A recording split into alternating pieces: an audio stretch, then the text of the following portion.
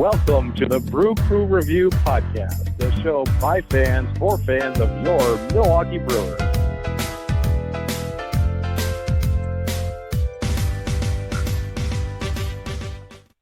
Hello, Brewer fans, and welcome back to another edition of the Brew Crew Review Podcast. This is podcast number 153. This is Vince Travato, joined here on the set today by Scott Bartell. Scott, how are you today? Pretty good. Not bad. We had to take a week off to cope a little bit, do a little bit of soul searching. I'm not sure that we did 153 podcasts, but that's fine. It's somewhere around there. Yeah, I just tend to throw a number out there at the beginning of these. Give or take. Are we? Yeah, give or take a few here and there, and it's probably a lot more than that if you count our Whammy Award-winning television show that we produced for a number of years. So who knows what the actual number is? Yeah, that's true. We could probably have Craig dig that up. Speaking of Craig, is he here on the set today, or Chad? Have you talked to those guys? I know that you talked to him earlier. I thought there was a chance that we were going to get Chad on because I think the Bears have a bye this week, but I guess that's not going to happen. So I assume that he's doing something to help America's youth. Yeah, one would think. I mean, in lieu of doing this podcast, which does not. But is Craig on? No. Okay. I don't know where Craig went. He probably had like a wedding or something. Always something. All right. Well, let's just jump right into it then, Scott. So, as all Brewer fans by this point are very well aware, the Brewers unfortunately lost the wild card play-in game against the Washington Nationals. Scott, as you alluded to, we did take a week off after that just to kind of regroup a little bit. And obviously, there's not much Brewers news to report other than that loss. You and I actually went to that game together, Scott. It was great to see you. I hadn't seen you for a bit in person. So, you know, we got together out here in Washington, D.C., and although it is still a bit painful to go back and start thinking about that game, Scott, why don't you take us back, and what were some of your favorite points about that day outside of the result itself? I think the part that I really love most is, well, first of all, since you're within walking distance of the stadium, it was really easy for us to pregame. So that was really important. I thought, make sure we had the right mindset going into the game. And then actually in the stadium, I was kind of surprised that we didn't really get a lot of flack from a lot of Washington Nationals fans. And not only that, but like basically every single person wearing Brewer gear gave us an emphatic "Go Brewers" and a high five or fist bump or something to that effect. So overall, just, obviously we'd like a different outcome, but overall just a great experience. Yeah, no, it was fun outside of the end result. And, so let's get into the game, I guess, a little bit. So the Brewers, again, as all fans know by this point, but, played really well for 8 innings of that game, or I guess 7.5 innings of that game. And really were dominating. And, that's not a word I would just use lightly, but we had managed to score a couple runs off of Max Scherzer, who, has been virtually unhittable for all of his years in Washington, D.C. And the Brewers looked really good. I know Yasmani Grandal had a home run to get things started right away in the first inning. And, at that point in the game, it seemed like it was going to be close, but the Brewers offense kept piling on a couple runs. Yeah, Thames ripped one too. It was really, it's been kind of interesting because Scherzer is normally, he's so good about keeping the ball in the ballpark, but to get 2 homers in the first 2 innings, like we knew that it basically to help kind of quiet the crowd a little bit. It's obviously great to get out in front, and typically when you are facing a dominant ace like Scherzer, if you're able to get to him, your best chance is if you're aggressive in the very first inning before they could settle down, and that's what happened. So so far, after the first couple innings, we thought, man, couldn't ask for much more. Great start.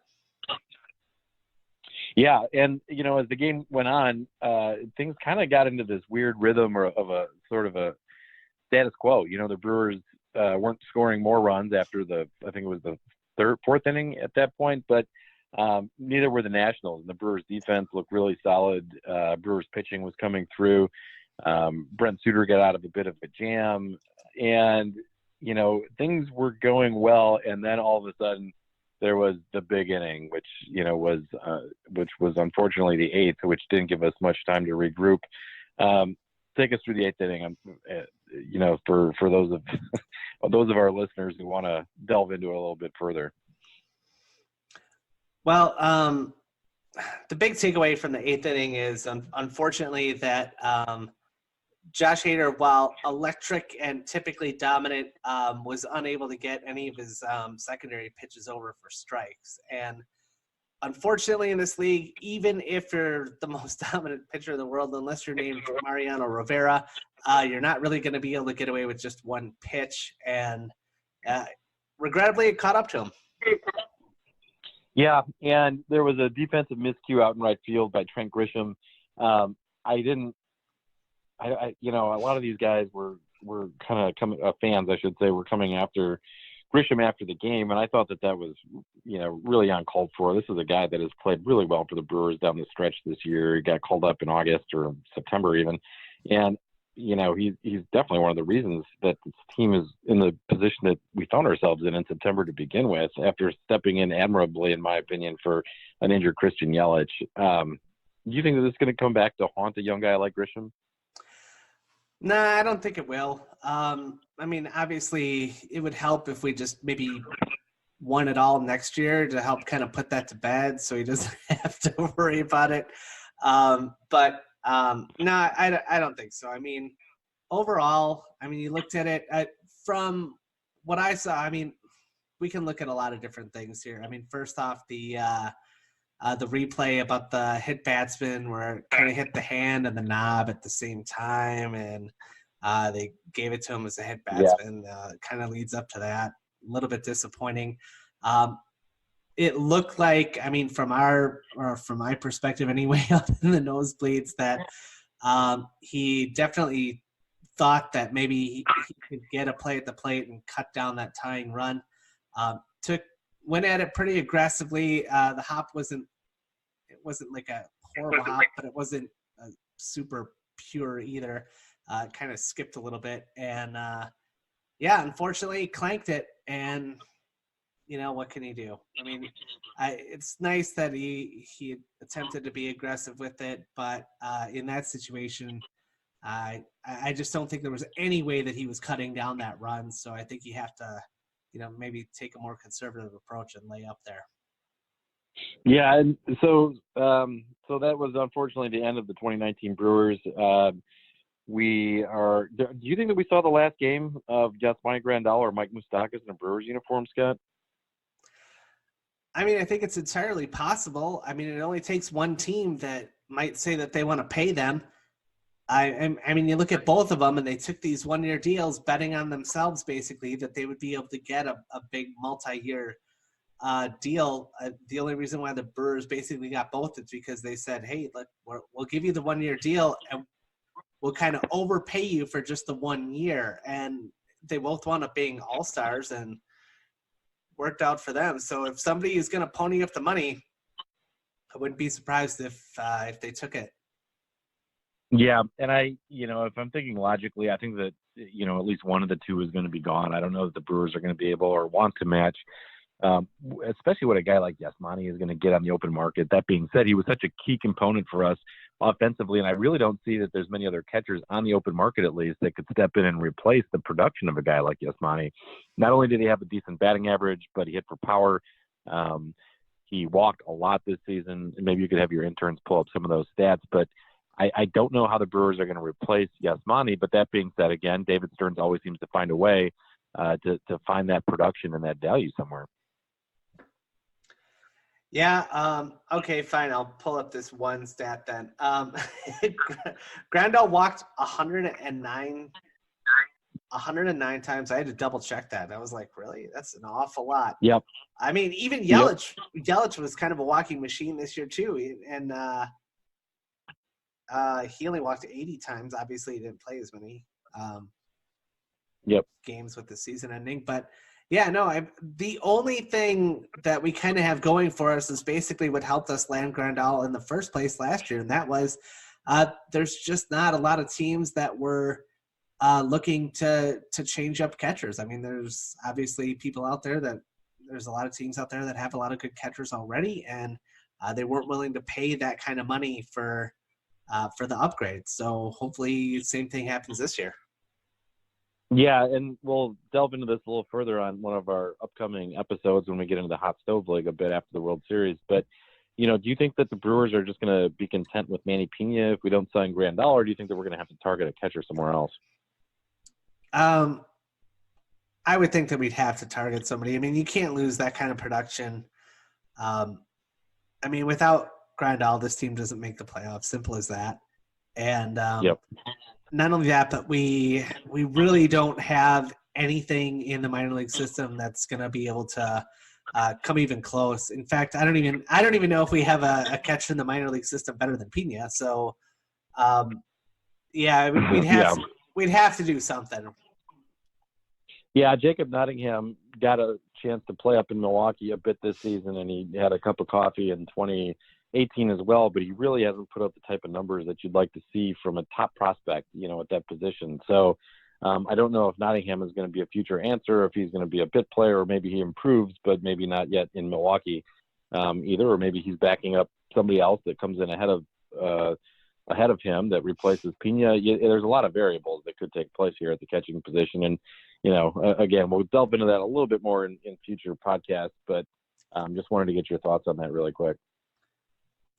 Yeah, I was kind of surprised that maybe Nottingham didn't – I'm surprised he didn't get more at-bats in September with this team. I mean, obviously the team was playing so great, you didn't want to necessarily mess with chemistry, but I kind of expected him to, I guess have more, pinch hitting opportunities and things like that, but it didn't really happen for him.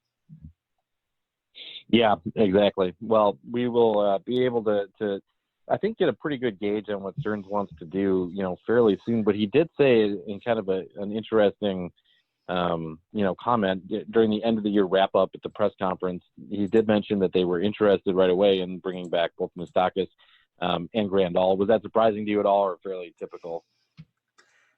Yeah, definitely typical. I mean, I don't know what else he was going to say in a situation like that. I mean, like I said, they're both all-stars. I mean, they both contributed so much. Obviously, the chemistry in the clubhouse seemed to be great all year. Would really love to get both of those guys back, and yeah, we'll see what happens. And Scott, what about the other Brewers potential free agents? Drew Pomeranz, Jordan Lyles. Sure, I'm missing somebody, but those guys are also going to hit the open market unless something were to happen in the next few weeks before the World Series. Do you think the Brewers are going to be interested in or able to re-sign any of those guys?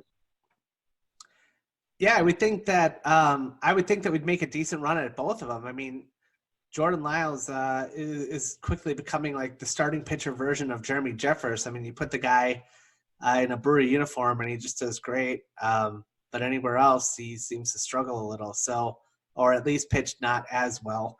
So Pomeranz, I don't know. It kind of almost makes me wonder, like, is he content with being in the bullpen? Because I'm starting to think that there's probably not a lot of pitchers or teams that are going to want to put him in the starting rotation.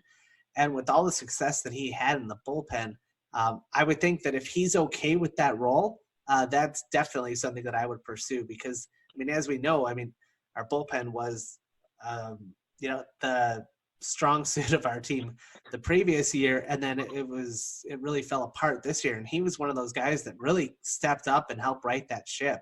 It was so important, and so I think we'd be crazy not to. And neither one of those guys is going to be like a particularly expensive free agent. So I think it's something we have to pursue. Yeah, I tend to think that you're right. So what we saw with Pomeranz, or what he, I guess, also adds to the table for the Brewers, is a guy who's a veteran who has been very successful now coming out of the bullpen. But if the situation would arise that we would need a spot starter, he is definitely a guy that can fill in that role. Kind of like what we saw with Adrian Hauser a little bit over the last season or two. But, Pomeranz adds that other layer of experience that even Hauser lacked. And Hauser really came around this year, too, as a starter, I think, in the second half. So, I mean, my personal hope is that they do go after and sign Pomeranz, and we'll see. It'll be really interesting to see what kind of deal Jordan Lyles gets. I think that he's kind of comparable to Wade Miley after last season in 2018 in terms of being a guy that, he didn't have a great year all year, but he had a really good second half, and then he was able to pitch under a very team-friendly contract this season as well. So Miley ended up getting, I think, a one-year, $5 million deal with Houston. I could see Lyles getting something fairly similar, maybe a little bit less as well. What do you think? Yeah, I think it would be somewhere right around that, somewhere in the ballpark for sure. And it would be great because obviously when you look at both our bullpen and starting rotation, I mean, we had so much depth there, it seemed like the previous year, and it just wasn't coming together this year. I mean, aside from Brandon Woodruff, who, by the way, pitched a hell of a game in the wild card. Yeah, should have mentioned that right away. Yeah, really tip my cap to that guy. But if we were in like a 5-game series, if we had advanced to the next round, like I just don't think that our pitching or bullpen would have stacked up with, frankly, any of the other teams that were in the playoffs. So, I mean, maybe Minnesota, but outside of that, I tend to agree. And, one really good thing about getting as far as we did, despite the heartbreak at the end again this year, is that a guy like Woodruff comes through. Now the guy has pitched well in 2 different postseason opportunities, his 2 years in the big leagues. I mean, I think it's huge personally for a young guy like Woodruff to have that type of experience, for him to be able to rely on that in years to come, as the Brewers hopefully continue to make the postseason and continue to advance even further than they have in 2018 or 2019. I think it'll be huge for a guy that could conceivably be our ace for a number of years to have that type of experience. Yeah, absolutely. And I could extend that to just about anybody on the team right now, because when you looked at some of those younger Brewer teams that we had, in the early to mid 2000s, I mean, we just didn't have a lot of guys with that playoff experience, and we were a young team. And then when we actually did make the playoffs, like, that was great, but who knows what that experience would have done for us. So, I mean, experience is weird in the playoffs. Like, it's never a bad thing. I think sometimes it can get overrated a little bit, but never a bad thing.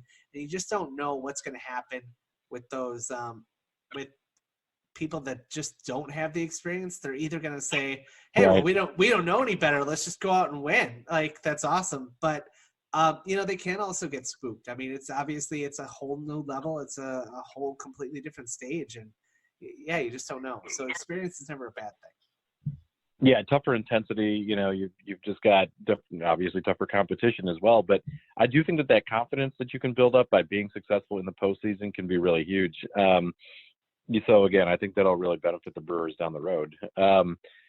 Let's see, what else do we have to talk about from that game? Well, hey, we got a chance to meet Bob Uecker. Scott, that was pretty exciting. Yeah, that was great, and it really, I don't know why, but it kind of bothers me that, like, Bob Uecker, how old is Bob Uecker? Can I look this up? Do I have time to look this up? Your intern. Just have your interns do it. That's fine.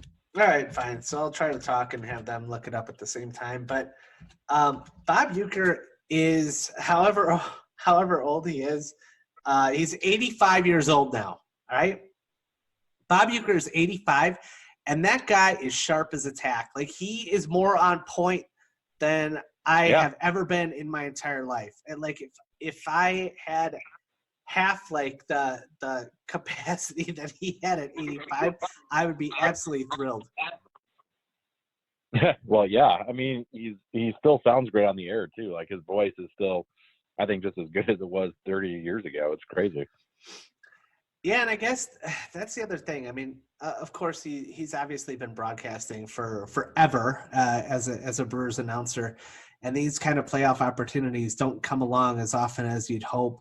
That's the only part that, I mean, we always thought, like, the 2 people that I really wanted this one for was Yelich for, helping carry us there and then getting injured, and then Uke, of course. So, yeah, really just hope we can find a way to get there next year. Well, and speaking of that, I mean, it's way too early to make any predictions, but what do you think is going to be the game plan for the Brewers this offseason to try to get us back to the playoffs in 2020? I think that Stearns is going to have is very typical Stearns-like offseason. He's going to leave no stone unturned to be able to improve this club. And he's going to wind up doing it with patchwork arms, finding a way, and then looking at different role pieces. Like it just seems like this was a team that was, I hope I say this right, that was certainly, I guess, they played better than the sum of their parts. Like everybody had a role, and it just was, each person was just a piece of the puzzle. I mean, when you look at it, we were basically like, I want to say probably around 17th or 18th in hitting, 17th or 18th in pitching. Like we were just kind of a sort of mid-pack team, and yet we were able to put it all together. I mean, if you look at the Cubs, like they were probably top 10 in pitching and hitting. I mean, I don't know, but wouldn't surprise me. And they couldn't put it together. So, Scott, that's a great point. First of all, we do have a staff of interns that can look that information up for you. But second, when we're talking about this, do you think that Stearns, like, is there a science behind this, or is it random? I mean, when we're talking about this weird mix of ingredients, because you're right, we're middle of the pack in a lot of different categories, and then yet we are, postseason bound 2 years in a row under Stearns' tutelage. We've got, I think, some expectations going into next year, and I guess, well, after you answer that question, what is it that we need to do to take that next step? I mean, to get past the NLDS or the NLCS, what are we going to have to do for 2020? Well, I mean, see, that's kind of the problem, because we have a guy right now in Christian Yelich who, for being basically the best player in the league, is relatively cheap compared to what he brings. And when you look at that, I mean, people are going to say, like every year, somebody's going to be like, oh, hey, why don't we just go out and sign Garrett Cole? Okay, yeah, no, that's a great idea. Let's go out and do that. All it's going to do is he's going to take up a fifth of our payroll, and it might be enough. It might not be enough. So, I mean, it's really difficult for a small market to invest that kind of money into one player. It just winds up becoming an albatross of a contract more often than not. And so you kind of have to be creative with it. I mean, if you look at it, look at what Pomerantz and Jordan Lyles did. I mean, we were a laughing stock at the trade deadline when we acquired those guys, because they just thought, oh, typical Stearns, like not even really going for it. Like this is a team that needed help, and he hung them out to dry. Not true at all. Like he got these guys. He didn't give up the future. He didn't give up any major farm system pieces, and it worked. Like, I mean, what more do you want from the guy? Like, I mean, the stuff that he does, the guy's just a miracle worker. Yeah, well, and the proof is in the pudding, so to speak. I mean, you're right. He did get criticized.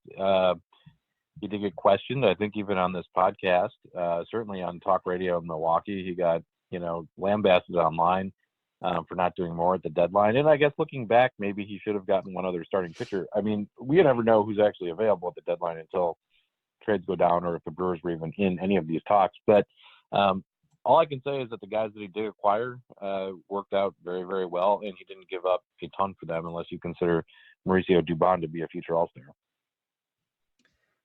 Yeah, so I guess just to circle back then, just here's what the interns gave me anyway.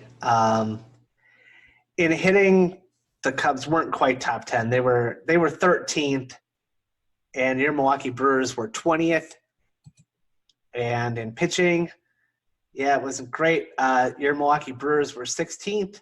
Cubs were 7th. So, I mean, yeah, it was just one of those things where, I mean, this Brewer team knows how to win the close games, and they're built for that. And they were able to put it together. The other team, a certain team from Chicago, was not able to put it all together. So, yeah, and we've already seen big changes around the league in Chicago, being one of those places. So, I think that there's 8 managerial vacancies right now around baseball. I think the Brewers, on the other hand, are going to have the National League Manager of the Year this season in Craig Counsell. But Cubs already making some big changes. Joe Madden, his contract was not renewed by Chicago. They currently do not have a manager at this point. So obviously there will be some changes down in Chicago, and then other teams around baseball, including within the division. The Pirates have let go of Clint Hurdle. Do you see, I guess the Cubs taking a major, different tack, I guess, for 2020, or do you think they're going to kind of remain the same just with a different manager on the field? I really don't think it's going to be too different, to be honest. I mean, I know that they obviously want, there were rumors that Joe Madden was losing that clubhouse a little bit, and he had kind of worn out his welcome. He obviously, the writing's sort of on the wall when you have what many people do regard as still a very good manager, but he's in a lame duck contract. In other words, this was a contract year for him and they didn't extend him. Usually in sports, if you go into a contract year like that, that says a lot more about you're just kind of a dead man walking. I mean, they're just not going to bring you back. So I don't know. I mean, I guess I don't – there's not one manager out there right now that I think could sign with the Cubs that I think would be able to even rival Craig Counsell. So I'm not too worried about it. But, no, I think it's going to be business as usual in Chicago. Yeah, I tend to agree as long as the, front office remains the same. They're still going to have Theo. They're still going to have Jed Hoyer. So I don't see a ton of changes at this point. I don't even know if the problem was on the field, so to speak. Yeah, or it could be on the field, but it's an off-field problem like Addison Russell. So, I mean. Right. Well, there's that. There is that. Scott, we've got some interesting playoff baseball going on. Like we mentioned at the beginning of the podcast, we did take a week off from doing the show. But as of right now, the American League Championship Series, the National League Championship Series are going on. The Nationals are currently up 2-0 against the Cardinals, and the Yankees are up 1-0 against the Astros. Do you see these series as ending in 4 games? Do you think that it's going to be who do you think is going to win at this point? Although it's a little unfair when somebody's already got a win or two in a best of 7 series. Yeah, I think the Nationals. Wow, I mean they're 2 games away from going to a World Series. I mean they basically they were an inning away basically from being eliminated completely, and now here they are 2 games away from the World Series. Baseball's a funny sport. Sometimes I hate it, but what can you do? No, I do think the Nationals are going to be able to move on and eliminate the Cardinals. I think that'll happen. And even though the Astros are down a game and look pretty lifeless in their first game, I think they're going to come back and beat the Yankees. So, and then after that, I think that the Astros will win the whole thing. That's my prediction. All right, fair enough. The Astros are obviously a very, very good team, and that American League Championship Series I think is going to be really fun. Another game. Game 2 is here tonight. We take this on a Sunday evening, so looking forward to watching that one tonight. Hey, fellas. That's great. Well, hey, Craig, is great to have you join us. Oh, hello.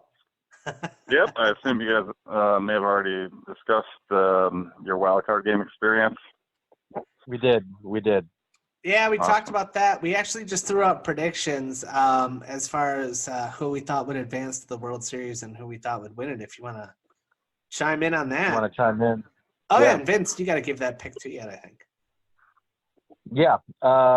I'll give Craig a second to think then and say that, I'll say that the Nationals do hang on and beat the Cardinals. I'm going to go with the Yankees in the American League. I think that they're also a very good team this season. So we'll say Yankees, Nats World Series, and on a weird twist, we'll say that the Nationals take it. Although, boy, that's such a bad bullpen. They've been riding the starting rotation here in the playoffs since the game against us. Boy, it's tough, but I'll just say Nationals. They got a little momentum. Okay, well, I don't need time to think. I'm just going to go with my preseason prediction. Scott, I don't know if you can maybe have one of your interns call up the audio from our preseason preview prediction or podcast, I should say. Yeah, because I'm pretty sure they can edit that. Yeah, they can edit that into the show. Scott, if you could just edit that in, that'd be awesome. I won't, but okay. Yeah, no, just have one of your interns do it, Scott. That's what they're there for. Our interns are idiots. You don't understand. They're all right. I'll edit Anyway, it. Guaranteed. Yeah, go ahead. In case they don't get around to that, I believe I did predict Astros Nationals World Series, so I'll stick with that. I'll just stick with that, I guess. I do think the Nationals will pull out. Wow. Fortunately, Wow. and I'm sure you guys already chimed in on this, that the Brewers did have them on the ropes, as you guys were well aware. That's just too unfortunate. But because who knows, this just doesn't seem like that year, even though the Brewers without Christian Yelich, if they would have gotten past the Nats, it seemed like it was just going to be kind of anyone's game. And the National League facts, well, of course, the Dodgers seemed like the far and away best team, but the Nationals took care of them. I think the Brewers could have done so also in a 5-game series. So, unfortunately, we'll never know. But,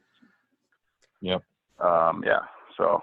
That's what's so weird, though. I mean, you look at it and you're like, well, okay, look at the teams that got eliminated. All right, the Brewers, that was pretty heartbreaking.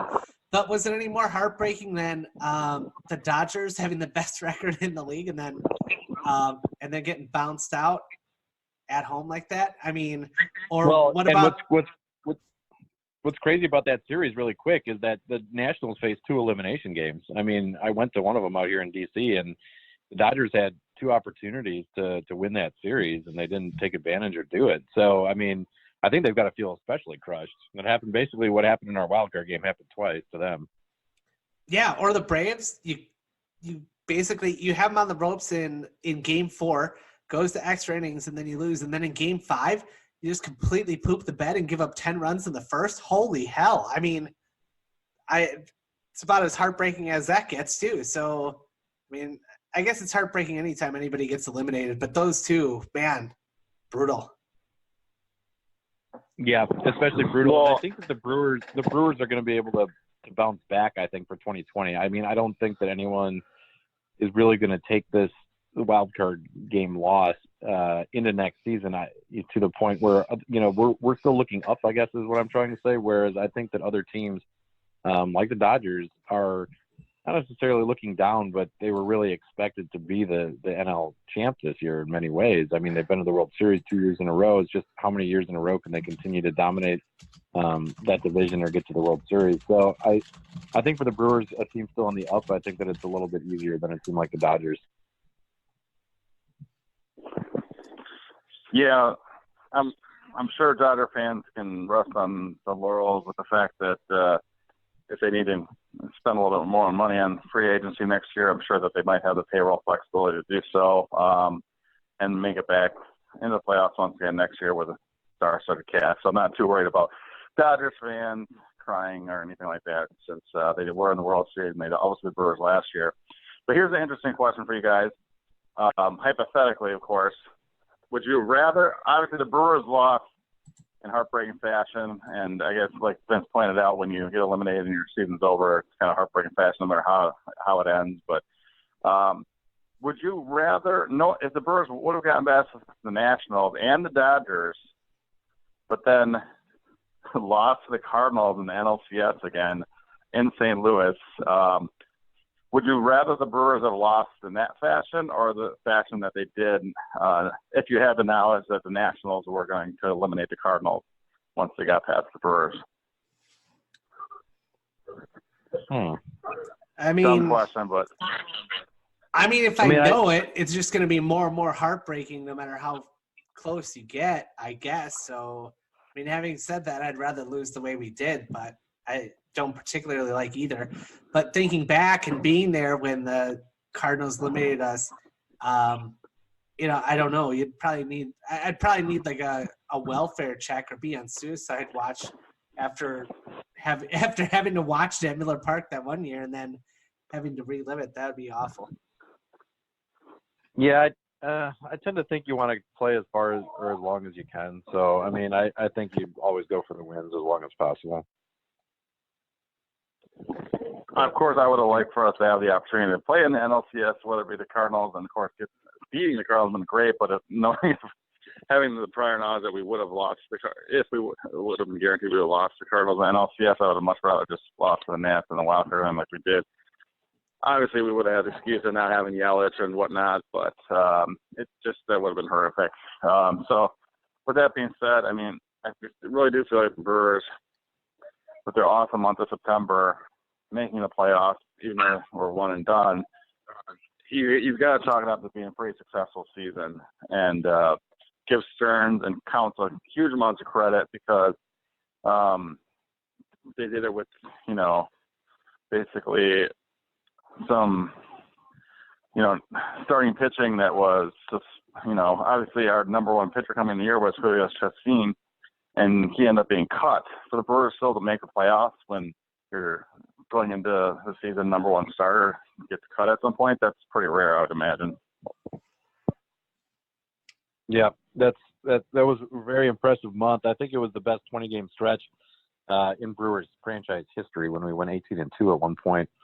So obviously that was really exciting to watch just as a fan, and completely unexpected after Yelich's injury, which was just unbelievable. And Mike Moustakas missed a handful of games, and Brandon Woodruff was on the DL, and Lorenzo Cain was banged up. I mean, we were winning games with Trent Grisham and winning games with Tyler Austin and winning games in ways that I hadn't thought possible. Jordan Lyles and Drew Pomeranz and Ray Black. I mean, it was just this weird cast of characters that came together in September. So as a fan, it was a really, really exciting stretch for the Brewers.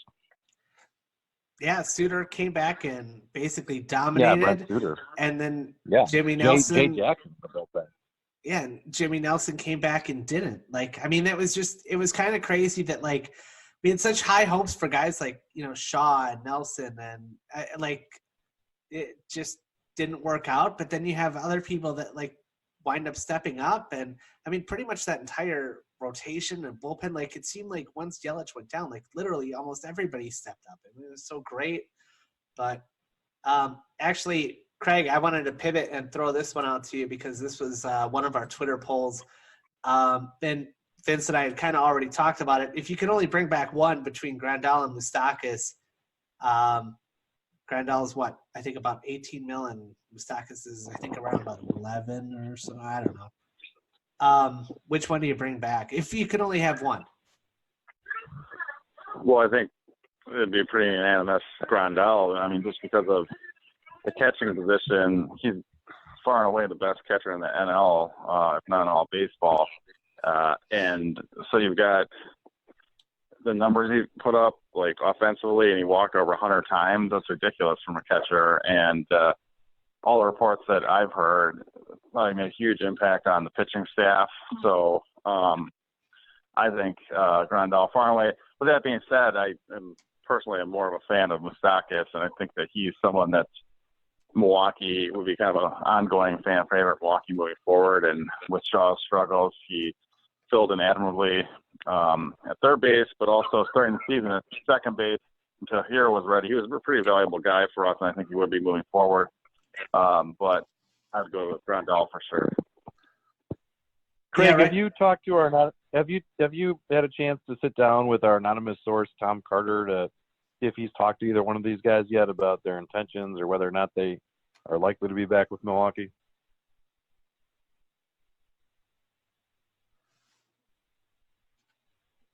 I could say that I have not talked to Tom specifically about that. I don't think that's not really the way Tom Carter operates. I mean, he kind of operates in the shadows. That's what makes him an anonymous source. He doesn't have to sit down with them. He'll just kind of, hey, have this guy. All of a sudden, they'll be walking into the stadium one day or something like that, or they'll be saddled up to a bar somewhere.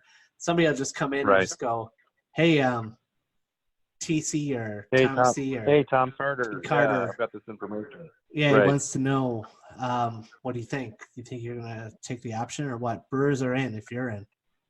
And then, that's kind of the way it'll go. So we'll see what happens with it. On our Twitter poll, and I should point out that Tom does want us to keep us anonymous or keep his name anonymous with it. But, we'll work on that. I did want to say, though, that Grandal is currently leading that poll. 68% say they would bring back him over Moustakas. So, or Moustakas. Well, there we go. One more quick poll I wanted to bring up. This one has actually garnered a lot of votes and attention so far, but it's kind of interesting. considering that we're a Brewers-dominated Twitter, that's all we talk. Which team is most likely to win a championship first? Brewers, Bucks, Packers, or Badgers? And I will let Badger football specifically. So I'll let you guys pick, and then I will give you the results. Which team is most likely to win a championship next? Boy, I'll say. I mean, my heart's always the Brewers, but I'll say that the Bucks are pretty talented this season. We'll see if the NBA actually allows it to happen, but I'll just say Bucks. I will say Brewers, Bucks, Badgers, and Packers in that order. But Scott, if your intern put up a poll on our Twitter that has a Packers listed on it, I would please like you to fire that intern immediately. This is not a Packer podcast, and there will be no talk of Packers on this. And I'm sure if you put up any poll that includes Packers, the Wisconsin sport fans, the Packers will win the poll. So, again, intern fired after this episode. Thank you. Well, Craig, I know that you're a Dolphins fan, Craig, but geez, did they play today, Craig? Speaking of that, yeah, they lost the toilet bowl game, which was awesome because that's going to possibly ensure them the number one pick. In fact, with 6 seconds ago, they got the tying touchdown, but they decided to go for 2, and I think they might have purposely missed it, which was an awesome move. Yeah. Well, I would have to agree with you, Vince. I think that the Bucks have a really good chance, considering they obviously have the Greek Freak, so they have the best player in the league right now. But our Twitter poll has 58% saying Bucks, 26% saying a certain football team from Green Bay that I won't mention just for Craig. And then 10% said Badger football. Your Milwaukee Brewers are currently last in this poll at 7%. So I will say that the timing is a little bad, Scott, only because with the Brewers just recently being eliminated from a postseason game, it's hard, I think, for fans to get excited right now for, a Brewers playoff team. So, I mean, if you ask that question the week after the Packers lost the playoff game, I don't know that you get the same response for what it's worth. It also might have factored in slightly that if anyone's been waiting 50 years for the Brewers to win a championship and it hasn't happened, they might be a little bit hesitant to vote for the Brewers on that poll, maybe. I don't know why. But that could factor into it, I suppose. Yeah, we're celebrating our 50-year anniversary on our 51st season for some reason next year, right? Yeah, we are. The Brewers just wrapped up their 50th year in Milwaukee and their 51st year as a franchise, starting with the Seattle Pilots in 1969, and we're celebrating it next year. All right. Makes sense, I guess. I don't know. But well, the Milwaukee Brewers have always had some questionable hiring practices for their front office and internal other things, so it doesn't totally surprise me. Yeah, they did hire all of us. Yeah, what were they thinking?